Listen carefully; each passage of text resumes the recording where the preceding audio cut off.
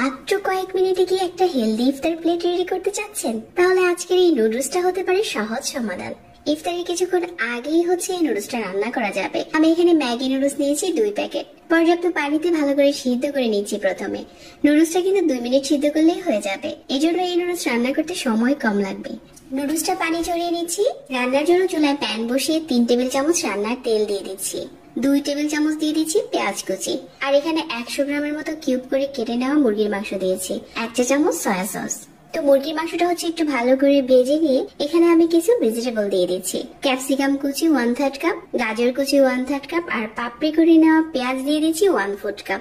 এগুলো দেওয়ার পর সিদ্ধ করা নুডলসটা দিয়ে দিচ্ছি। আর প্যাকেটের যে মশলাটা ছিল ওই মশলাটা ছড়িয়ে দিলাম।